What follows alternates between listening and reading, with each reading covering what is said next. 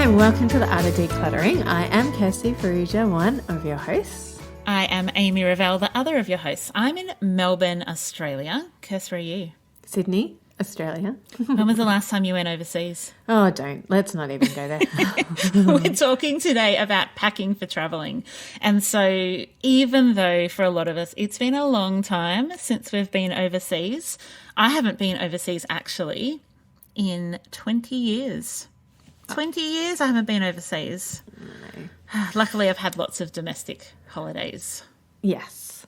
So we know that lots of you have requested us talking about this for a long time, and we have lots to speak on, but we're going to keep it short and sharp today and just give you a taster, and hit us up if you want us to talk about anything further, because maybe you don't. Maybe this is enough. Yeah. Or if you want something really specific, like how do you travel with a family of 8? Or what about when we're backpacking? Like, let us know if you want some specific and we might get some guests who are specialists in those areas. I was just about to say, I wish I knew what it was like to travel as a family of 8. And then I was like, why? No, Why? I don't. Dude.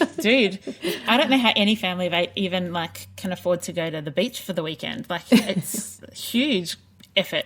Gigantuan effort to travel and pack and do all the things with your beautiful big family. Yes.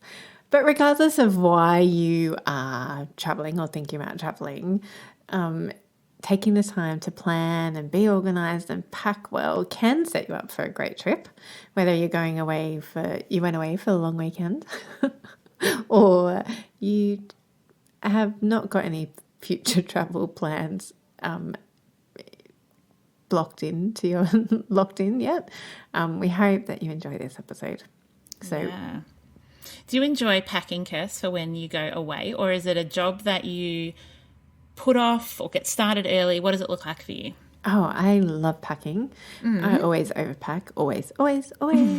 So I'm no good when it comes to minimalist packing. Like I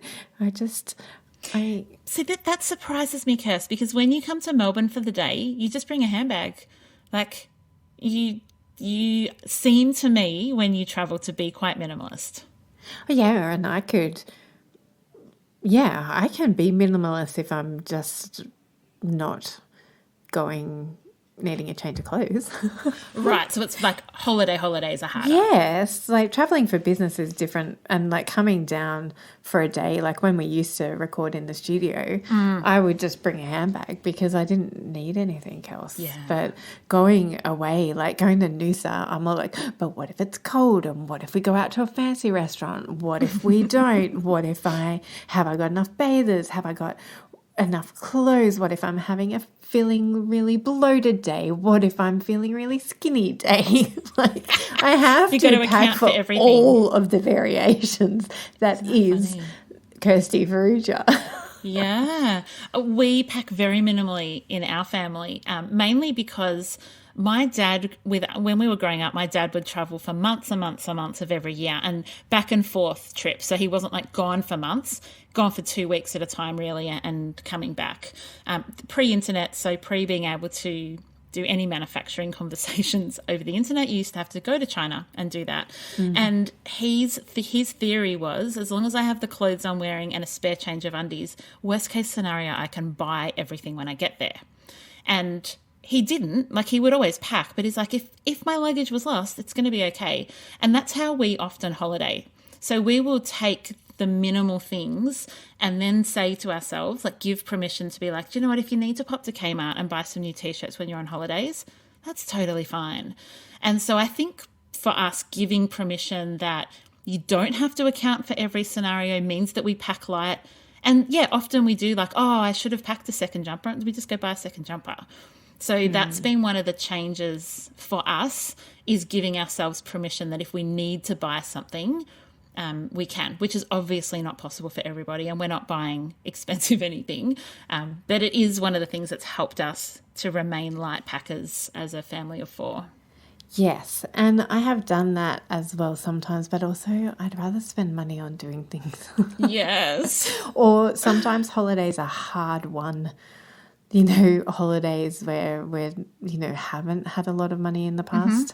And so, like, there isn't money There's not to that budget buy. to just go, oops, you didn't Yeah. pack that, so we'll just go buy it.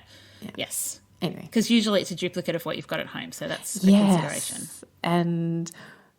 But then, I also get into the trap of like, oh, I should buy this for this holiday and never use it on the holiday. Yes. Anyway, Kirsty's a complicated person.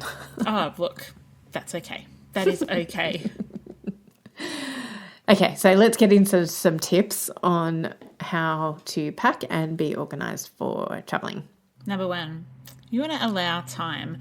What we do in our family is it's not so much time to do the packing, we allow time to do the thinking. So we will start to write a list to pack from the day before we need to pack. And so we will work on the list rather than working on the packing.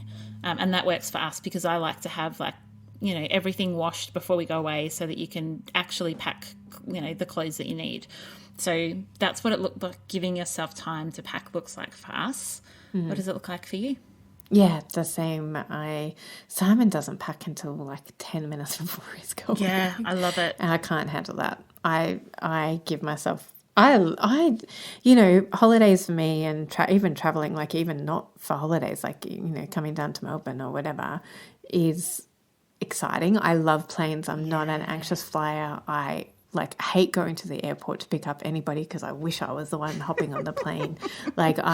Travel for me is everything. And so I love the anticipation. So I love getting my bag out at the day. If it was completely up to me, the bag would be permanently on my floor waiting for that miraculous day. But I love the anticipation, and I have a daughter who's very similar. She will have a list, she will have everything, and she'll be packing days beforehand because she wants to be prepared. And so anticipation. I'm just, where my anxiousness comes in or my doubt comes in is that if I don't take up time to pack and if I run around 10 minutes beforehand, then I'll forget something. Yeah. And it will be like the power adapter or like something that isn't as easy to source, isn't at Kmart, or there is no Kmart in Fiji or whatever. Yep. Yeah, I think it's, if you're a Simon and you can do the 10-minute pre-pack, go for your life, but it does put additional pressure on. So, I think that when it comes to travel, allowing space to kind of think about, a week out, what bags might we like to take? Because if you are a Simon and you're packing 10 minutes before and you realise that actually no suitcase that you own contains what you can fit what you need, you're kind of in trouble. So if you at least start planning those types of things, you can go, I need to borrow a suitcase. And so that stuff then relieves some of the pressure that can come at the very last minute if you haven't allowed time. Yeah, and asking those questions beforehand, like, what is it that I need? What climate am I going to? Have I got all the appropriate clothing for that climate or that type of holiday? If you're going skiing, you might need some ski gear, or are you going to hire it? You might. There? Yeah, but you may not. You may be après skiing. But are you going for fun? Are you going for business? How long are you going for? Or do you have access to a washing machine? Yeah. Can you... Do you have any formal occasions when you're there? Do you know that you need to have something that you can wear that's a bit nicer than your throw-on sarong? Yeah, yeah. So that leads us on to making a list. And I think that are you a visual person? Do you need to see everything laid out on the bed, or is it just okay to have a list? Like Emily, as I said, she loves writing a list. She loves packing for all of us. If she could, she often packs for Oliver, and Oliver's like, awesome, this is amazing. I don't have to think. Emily's thought for me. But she has a list of everything, and she loves doing that and packing to a list. That is very sweet. She's awesome. That is very, very sweet. We use packing pods, which I think we've talked about in travel bag episode. Yes. And that's, so even though I don't need to see it visually, I kind of need to eyeball the pajama pod, the bathers pod, the socks and undies and bra pod, the shorts pod. Like, I actually find that helpful, and then I put them all in the suitcase. That's how it works for me. And I like, some people do like Monday outfit, Tuesday outfit, Wednesday, so you don't have to make those decisions on the day. Like, and that's fine if that's how your brain works. Like, maybe that you know what the temperature is going to be like, so you're not deciding between a jumper and a t-shirt. Like, we did this when the kids were little. We didn't label them, but we would put in a snap-lock bag a pair of undies, a pair of shorts and a t-shirt. And so this was just our way of helping them be independent at probably like 2-3 years old. And so in the morning when they were ready to get ready, we'd just say, like, just pick a bag. It doesn't matter.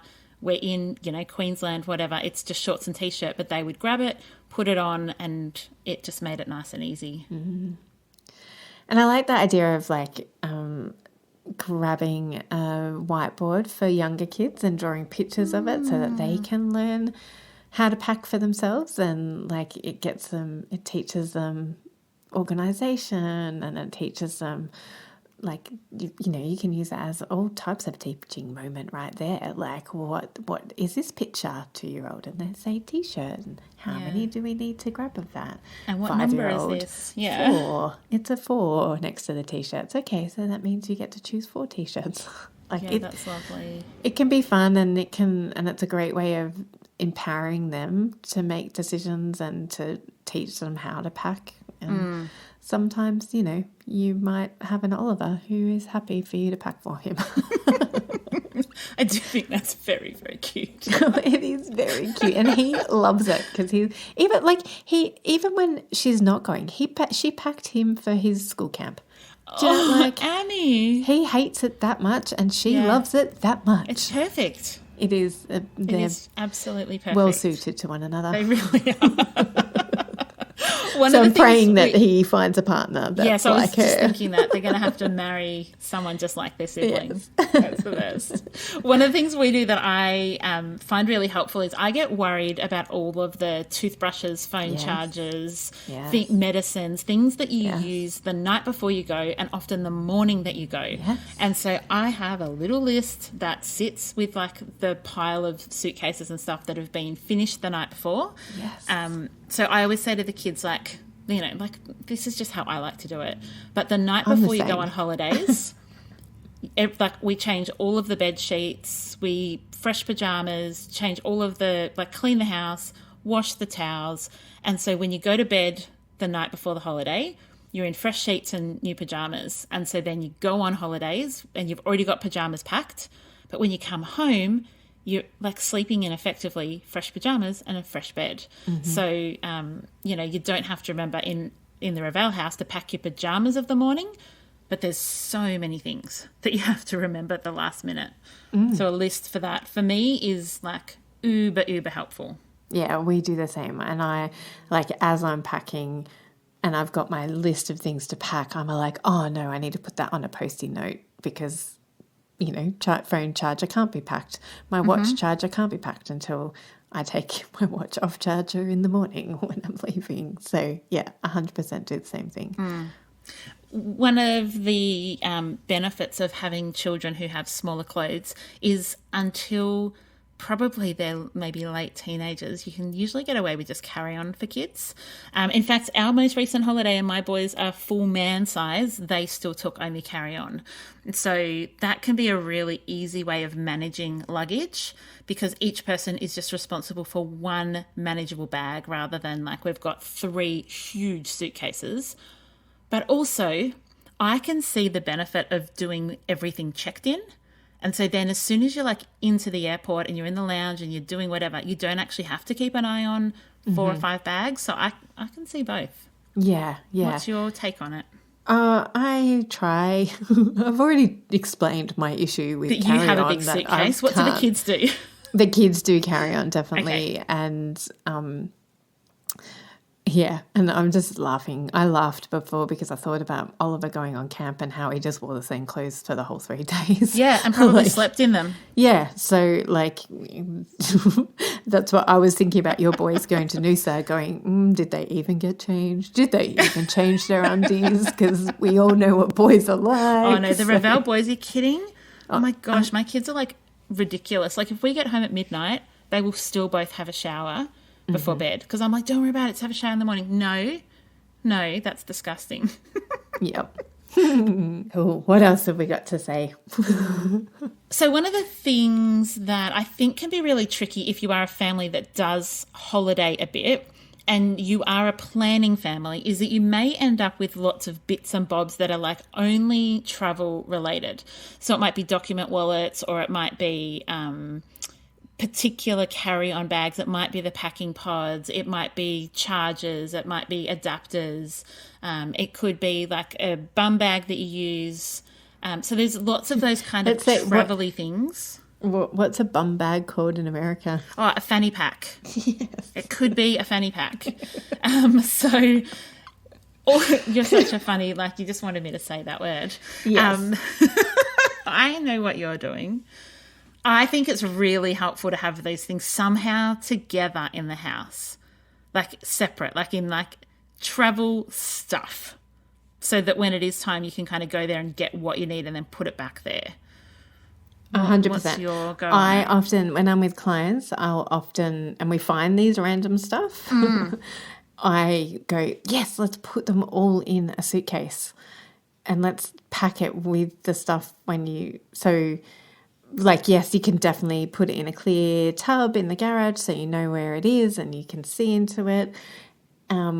And I often suggest putting it in the suitcase, or at least one of the suitcases. So maybe not the most used suitcase, like if you do travel a lot for business, or you do travel a lot, but we're talking, but it's not always overseas, and so the thing that I might be talking about might be an international travel adapter. And so I go, well, okay, some of these things you do use all the time and that can go into the most used suitcase, but the stuff that isn't used very often can go into an unused often suitcase. And then you know that that's where it all is. So you don't have to go hunting around the house for it. You know, hey, I'm going to England. I will grab my big suitcase and, oh, look, what's in the suitcase there's all the things I need. My UK travel adapter. Yeah, because it can be tempting to put that UK travel adapter with electronics, but actually where you're going to go to look for it is in travel, not in electronics. Yeah, or it's nowhere. Or it's somewhere. It's somewhere in the house. And then you're like, I can't find it. I know I've got one, but I can't find it. So you know what? I'm just going to buy another one. Yeah. And that's why we encourage having a home for everything and putting things away in its home. So there's the packing when you're leaving home, but there's also the packing when you're coming back home from being on holidays. Like we don't fully unpack when we go on holidays. Like my mum always did the full everything is unpacked and in drawers and cupboards. We tend to kind of half live out of a suitcase and do whatever depending on the length of the holiday. But when you're packing to come home, it's funny how things don't quite fit the same way that they did on the way there. And I know that I shared this little Ravel hack very, very early in our podcast days. But when we pack to go on holidays, we pack one bag per person. When we're coming home from holidays, so coming back to our house, we pack very, very differently. So we will pack all dirty clothes in the biggest bag. And so when we come home, that one just goes straight to the laundry. And then if we've got like shoes and hats and things that are a bit dirty, or you've got a towel that's still a bit wet, that can go in a separate bag. And then we might have like everybody's books, everybody's devices or something. So we separate it out based on kind of what it is coming home. And that works well for us. Unpacked too. Where it's going to be unpacked too. Now that will not work for everybody because some people are like, no. But that works brilliantly for us. And I just find it just works. I don't know. I just came across it, used it, it works. Yeah, that's what we do. We put all the dirty clothes in one bag and then everything else in other bags. So, yes, it might be books like you said, but it could be like, okay, let's just put, like we've got two other bags. Let's just split the clothes, divide and conquer. Okay, kids in one bag, adults in another. Yeah, it's really... We find it really helpful. We also, and I know you guys are really similar, we unpack completely when we get home, unless, of course, it's 2 o'clock in the morning. But even then, Simon would still unpack, and I know you would too. Yeah. The rest of us will go to bed. You and Cal would probably go, actually, dudes. And Simon and I are like, no, this is happening right now. Yeah. So, and so often, I know we go into homes so often where we see suitcases open and we're like, awesome, you just got back from a holiday. And they're like, oh no, we've been home. That was months ago. What are you talking about? Yeah. And then, like, when we do go through that, they're like, oh, my goodness, is that where it was? I've been wondering where that was. I thought I lost it. I didn't realize that it was still in the suitcase. So if nothing else, if you hear nothing else in this podcast today, I really, really strongly advise to unpack as quickly as possible, because then you're not looking for anything, and also you can be longing for that holiday in a different way. Yeah. So actually this episode is like travel packing and unpacking. In fact, how good is this review that we wanted to share today? It's kind of along the same lines. Kes, was there anything else on travel? Sorry, before I jump to a review. Oh, there's so much more. Maybe we will make the rest of it in another episode in a couple of weeks, maybe. I love it. And let us know if you want us to deep dive into some particular area, and we will do that. The review's from Rosie Loves Podcasts, and she's from Canada, and it's Don't Put It Down, Put It Away, and a 5-star review. She writes, wow, this podcast is amazing. I love Amy and Kirsty's friendship and positivity. They genuinely want you to live a better, healthier life free from clutter. When I'm tempted to put something where it doesn't belong, like maybe a suitcase from when you've got back from holidays, I tell myself, Kirsty and Amy wouldn't want you to do that. Go put it away. Ladies, you've helped me so much on my decluttering journey. I can't wait to listen to the next episode and be inspired. Thanks, Rosie. Thanks, Rosie. And yeah, I'm glad and disturbed that we're in your head. Equal parts both. Well, also, like, I think the word in there is wouldn't want me to do that, and that just makes me go, oh no, you're free. You're free to do whatever you want, but we do genuinely want you to live a better, healthier life free from clutter. So as long as that's our reason for not wanting you to dump stuff on the ground, I think we're good. Okay, well, we will be back next week. And we thank you for listening in, and we can't wait to be on a plane visiting you all in person one day. Kirsty, maybe. I'm not going to get on a plane and visit you all because that's a lot of plane visits. No, I'm there. I'm up for it. We're just ending on realistic promises, people. Kirsty's going to get on a plane and visit every single one of you. Yeah. So there we go. I totally would. If you all want to pay for me to come and be she would, actually. That friendship and positivity in your ears in real life, hit me up, friends. Hit me up. In the meantime, we'll see you next week. Bye. Bye. Thanks for joining us. If you've learnt something awesome today, we'd love you to leave us a review on iTunes or Facebook so others can find our podcast too. Don't forget you can see the show notes in your podcast app or over at our website, artofdecluttering.com.au. So if there's anything you want more info on, check it out there. If you'd like to join our supporter community, you can do so over at patreon.com/theartofdecluttering. We hope you have a great rest of your day and enjoy the freedom. We acknowledge the traditional owners of country throughout Australia and recognise their continuing connection to land, waters and culture. We pay our respects to their elders past, present and emerging.